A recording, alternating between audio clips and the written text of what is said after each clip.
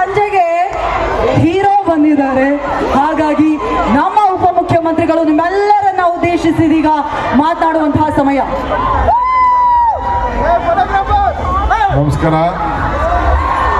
ನಮಸ್ಕಾರ. ಬಹಳ ಸಂತೋಷ ನಿಮ್ಮೆಲ್ಲರ ಅಭಿಮಾನಕ್ಕೆ ಸೌಮ್ಯ ರೆಡ್ಡಿಯವರು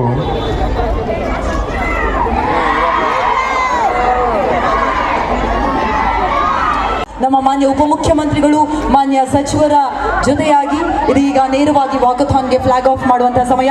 ನಿಮ್ಮೆಲ್ಲರ ಚಪಾರಿಯೊಂದಿಗೆ ಇದೀಗ ಸೀರೆ ವಾಕಥಾನ್ನ ಫ್ಲಾಗ್ ಆಫ್ ನಡೆಯುತ್ತೆ. ತದನಂತರದಲ್ಲಿ ನೀವೆಲ್ಲರೂ ಫ್ಲಾಗ್ ಆಫ್ ಆದ್ಮೇಲೆ ವಾಕಥಾನ್ ಮುಗಿಸಿ ಇಲ್ಲಿಗೆ ಬರಬೇಕು.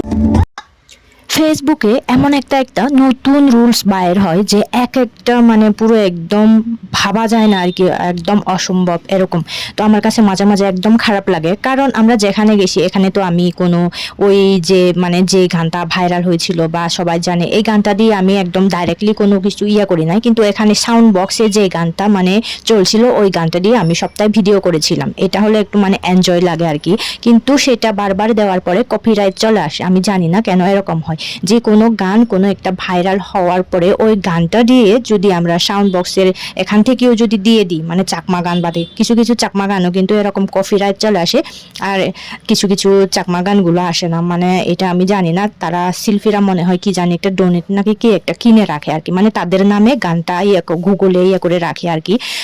তাই সেই গানগুলো দিলে আমাদের কপিরাইট চলে আসে। এই কারণে এখানে বারবার দেওয়ার পরে কপিরাইট চলে আসছে।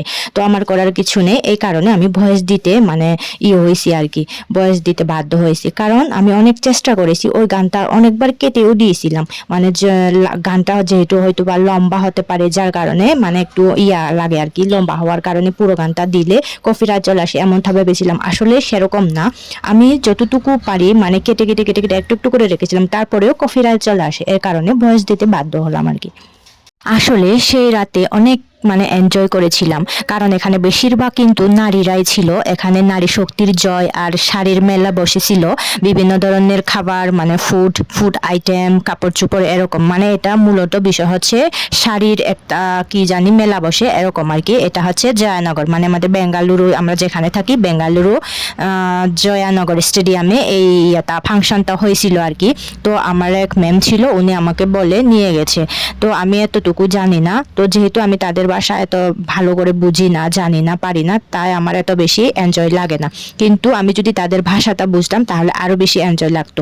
তারপরেও কিন্তু আমি যে পিনন পরে গেছি, আমাদের ট্র্যাডিশনাল ড্রেস পরে গেছি, তাদের কাছে অনেক ভালো লেগেছিল। অনেকে আমার সাথে ছবি তুলেছিল, ভিডিও করেছিল। আর এখানে তো বেশিরভাগে শুধু এনজয় করেছিল একটু বয়স্ক নারীদের দেখা যায়, বেশিরভাগই বয়স্ক নারীরা এখানে মানে এনজয় করেছে আর কি। এটা অনেক ভালো লেগেছে। ছেলে পুরুষ অনেক কিছু আসতে কিন্তু কম, বেশিরভাগে দেখা যায় নারীদেরকে। এই যে দেখেন ডান্স করতেছে, কত কিছু এনজয়, গান করতেছে, ডান্স করতেছে। এরকম করে থাকলে আসলে কিন্তু শরীর সুস্থ থাকে, মন ভালো থাকে, এই কারণে মাঝে মাঝে কিন্তু এনজয় করাও ভালো। এখানে জয়ানগরের এমএলএ আসছিলেন, আর বিভিন্ন ধরনের এখানে যে হিরো হিরোইন আছে এখানকার, আর সিঙ্গার আছে, সিঙ্গার সহ সবাই এখানে আসছিল। কারণ যারা হিরো হিরোইন আছে তাদের নাকি মানে কোন ফিল্ম জানি মানে রিলিজ হতে যাচ্ছিল, যার কারণে তারা এখানে তার প্রচার করতে আসছিলেন। আসলে কিন্তু এত এনজয় হয়েছিল যা বলার বাইরে। আপনারা যদি সামনাসামনি থাকতেন তাহলে বুঝতে পারতেন। এই যে দেখেন কত ডান্স হচ্ছে, আসলে অনেক আনন্দ করে আর কি তারা। তো এখানে এসে বুঝতে পারলাম আসলে বেশিরভাগ কিন্তু তারা সব সময় গান নাচ এগুলো নিয়ে বেশি থাকে, সংস্কৃতি সবকিছুই মানে তারা ধরে রাখে। এজন্য তারা মনে হয় সবচেয়ে বেশি উন্নত আর কি, উন্নত দিকে চলে গেছে।